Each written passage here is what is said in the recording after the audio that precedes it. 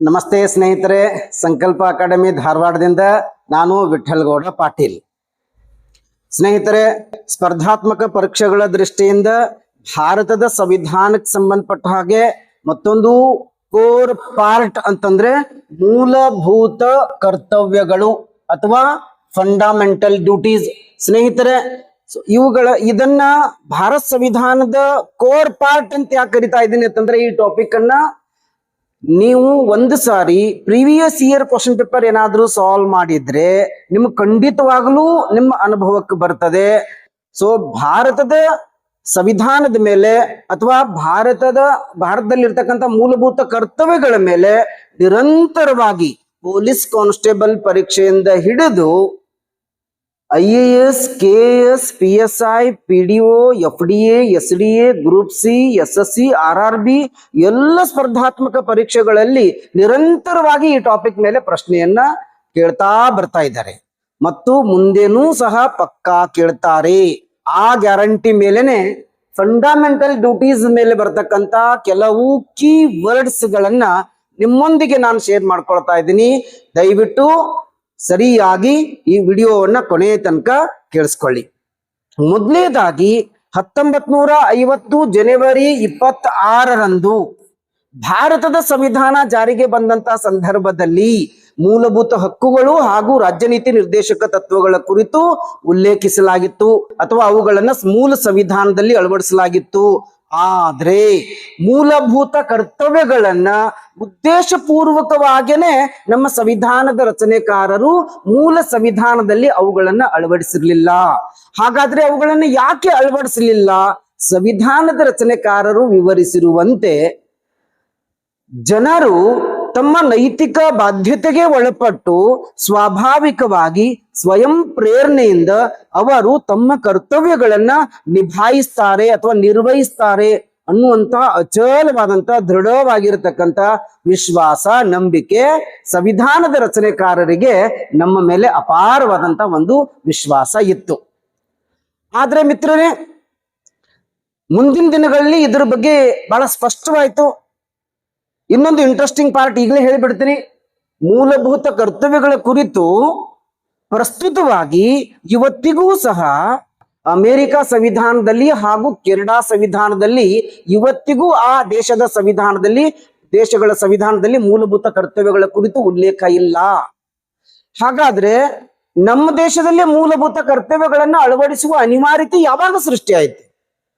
ಯಾವ ಕಾರಣಕ್ಕಾಗಿ ಮೂಲಭೂತ ಕರ್ತವ್ಯಗಳನ್ನು ಅಳವಡಿಸಲಾಯಿತು? ಯಾವಾಗ ಮೂಲಭೂತ ಕರ್ತವ್ಯಗಳನ್ನು ಅಳವಡಿಸಲಾಯಿತು? ಸೊ ಒಂದೊಂದಾಗಿ ಮಾಹಿತಿ ನಿಮಗೆ ಹೇಳ್ತಾ ಬರ್ತಾ ಇದ್ದೀನಿ. ಸೊ ಮಿತ್ರರೇ, ಮೂಲಭೂತ ಕರ್ತವ್ಯಗಳನ್ನ ಭಾರತ ಸಂವಿಧಾನದಲ್ಲಿ ಅಳವಡಿಸಿಕೊಳ್ಳುವ ಹಿನ್ನೆಲೆ ಏನಿತ್ತು ಅಂತಂದ್ರೆ, ಸೊ ಮೊದಲನೇದಾಗಿ ದೇಶದ ಪ್ರಥಮ ಮಹಿಳಾ ಪ್ರಧಾನಮಂತ್ರಿ ಇಂದಿರಾ ಗಾಂಧಿಯ ಕಾಲಾವಧಿಯಲ್ಲಿ ಮೊದಲ ಬಾರಿಗೆ ಇಂಟರ್ನಲ್ ಎಮರ್ಜೆನ್ಸಿಯನ್ನ, ಆಂತರಿಕ ತುರ್ತು ಪರಿಸ್ಥಿತಿಯನ್ನ ಹೇರಲಾಯಿತು. ಆಂತರಿಕ ತುರ್ತು ಪರಿಸ್ಥಿತಿಯ ವಿರುದ್ಧವಾಗಿ ಭಾರತದ ತುಂಬೆಲ್ಲ ಇಂದಿರಾ ಗಾಂಧಿಯ ಸರ್ಕಾರದ ವಿರುದ್ಧವಾಗಿ ಇದೊಂದು ಕರಾಳ ದಿನ.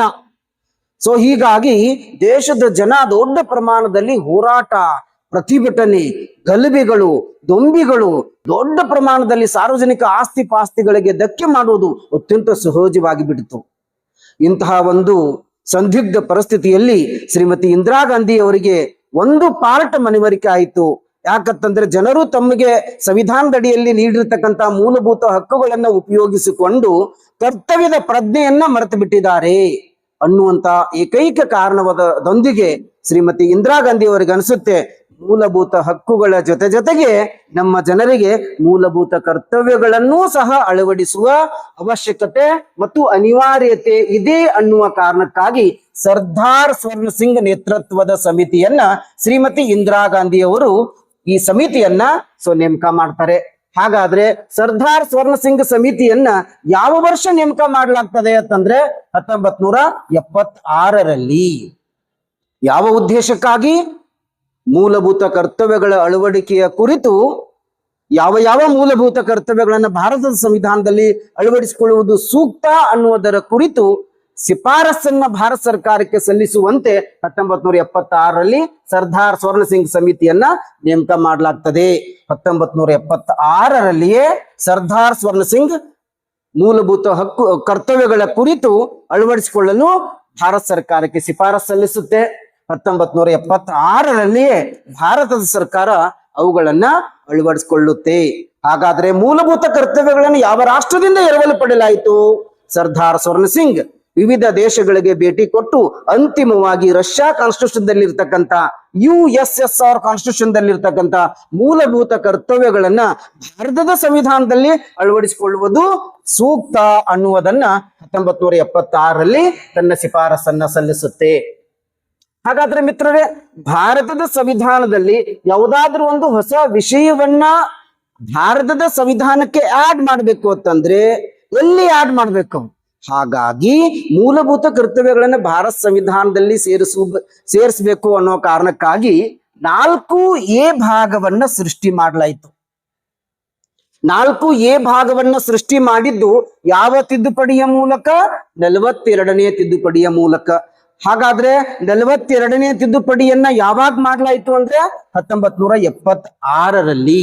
1976ರಲ್ಲಿ 42ನೇ ತಿದ್ದುಪಡಿಯ ಮೂಲಕ 4A ಭಾಗವನ್ನ ಸೃಷ್ಟಿ ಮಾಡಲಾಯಿತು. 42ನೇ ತಿದ್ದುಪಡಿಯನ್ನ ಮಿನಿ ಕಾನ್ಸ್ಟಿಟ್ಯೂಷನ್ ಅಂತಾನೂ ಕರೀತಾರೆ. ಬಹಳ ದೊಡ್ಡ ಬಹಳಷ್ಟು ವಿಷಯಗಳನ್ನ ಇಲ್ಲಿ ಸೇರಿಸಲಾಯಿತು. 4A ಭಾಗವನ್ನ ಸೃಷ್ಟಿ ಮಾಡಿ ಇಲ್ಲಿ ಮೂಲಭೂತ ಕರ್ತವ್ಯಗಳು ಅಂತಕ್ಕಂಥ ಒಂದು ಅಧ್ಯಾಯವನ್ನ ಸೇರಿಸಲಾಯಿತು. ಜೊತೆಗೆ 51A ವಿಧಿಯನ್ನೂ ಸಹ ಸೃಷ್ಟಿ ಮಾಡಲಾಯಿತು. 51A ವಿಧಿ, ಒಂದು ವಿಧಿಯನ್ನ ಇಲ್ಲಿ ಸೃಷ್ಟಿ ಮಾಡಲಾಯಿತು. ಅಲ್ಲಿ 10 ಮೂಲಭೂತ ಕರ್ತವ್ಯಗಳನ್ನ ಸೇರಿಸಲಾಯಿತು. ಹಾಗಾದ್ರೆ ಮಿತ್ರರೇ, ಕೊನೆಯದಾಗಿ ಪ್ರಸ್ತುತ ಭಾರತದ ಸಂವಿಧಾನದಲ್ಲಿ ಎಷ್ಟು ಮೂಲಭೂತ ಕರ್ತವ್ಯಗಳು ಇದಾವೆ ಅಂತಂದ್ರೆ 11 ಮೂಲಭೂತ ಕರ್ತವ್ಯಗಳು. ಹಾಗಾದ್ರೆ 11ನೇ ಮೂಲಭೂತ ಕರ್ತವ್ಯವನ್ನ ಅಳವಡಿಸಿದ್ದು ಯಾವ ವರ್ಷ? ಎಷ್ಟೇ ತಿದ್ದುಪಡಿಯ ಮೂಲಕ 11ನೇ ಮೂಲಭೂತ ಕರ್ತವ್ಯನ ಭಾರತ ಸಂವಿಧಾನಕ್ಕೆ ಸೇರಿಸಲಾಯಿತು? 11ನೇ ಮೂಲಭೂತ ಕರ್ತವ್ಯನ ತಿದ್ದುಪಡಿ ಮಾಡಿದಾಗ ಪ್ರಧಾನಮಂತ್ರಿ ಯಾರಾಗಿದ್ರು? ಹಾಗಾದ್ರೆ 11ನೇ ಮೂಲಭೂತ ಕರ್ತವ್ಯ ಯಾವುದರ ಕುರಿತು ವಿವರಿಸ್ತದೆ? ಸೊ ಮೊದಲನೇದಾಗಿ 2002ರಲ್ಲಿ 86ನೇ ತಿದ್ದುಪಡಿಯ ಮಾಡುವುದರ ಮೂಲಕ, ಭಾರತ ಸಂವಿಧಾನಕ್ಕೆ 86ನೇ ತಿದ್ದುಪಡಿಯ ಮಾಡುವುದರ ಮೂಲಕ 6ರಿಂದ 14 ವರ್ಷದ ಒಳಗಿನ ಎಲ್ಲಾ ಮಕ್ಕಳಿಗೆ ಉಚಿತ ಮತ್ತು ಕಡ್ಡಾಯ ಶಿಕ್ಷಣ ಒದಗಿಸುವುದು ಪಾಲಕರ ಅಥವಾ ಪೋಷಕರ ಕರ್ತವ್ಯ. ಆತ್ಮೀಯರೇ, ಎಲ್ಲವನ್ನ ಸ್ವಲ್ಪ ಸಮಯದಲ್ಲಿ ಗ್ಲಾನ್ಸ್ ಮಾಡೋದಾದ್ರೆ, ಮೊದಲನೇದಾಗಿ ಮೂಲಭೂತ ಕರ್ತವ್ಯಗಳಿಗೆ ಸಂಬಂಧಪಟ್ಟಂಗೆ 1976ರಲ್ಲಿ ಸರ್ದಾರ್ ಸ್ವರ್ಣ ಸಿಂಗ್ ಸಮಿತಿ ನೇಮಕ. ಯಾರು ಪ್ರಧಾನಮಂತ್ರಿ ಆಗಿದ್ರು? ಇಂದಿರಾ ಗಾಂಧಿ.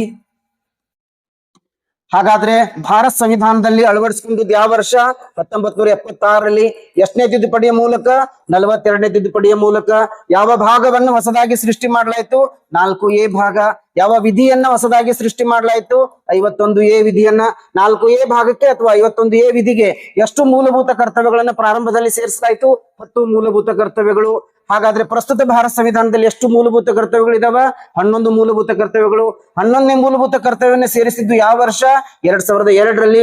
ಎಷ್ಟನೇ ತಿದ್ದುಪಡಿಯ ಮೂಲಕ 11ನೇ ಮೂಲಭೂತ ಕರ್ತವ್ಯವನ್ನು ಸೇರಿಸಲಾಯಿತು? 86ನೇ ತಿದ್ದುಪಡಿಯ ಮೂಲಕ. 86ನೇ ತಿದ್ದುಪಡಿ ಯಾವುದರ ಕುರಿತು ವಿವರಣೆ ನೀಡುತ್ತದೆ? 6ರಿಂದ 14 ವರ್ಷದ ಒಳಗಿನ ಎಲ್ಲಾ ಮಕ್ಕಳಿಗೆ ಉಚಿತ ಮತ್ತು ಕಡ್ಡಾಯ ಶಿಕ್ಷಣ ಒದಗಿಸುವುದು ಪಾಲಕರ ಅಥವಾ ಪೋಷಕರ ಕರ್ತವ್ಯ. Thank you everyone.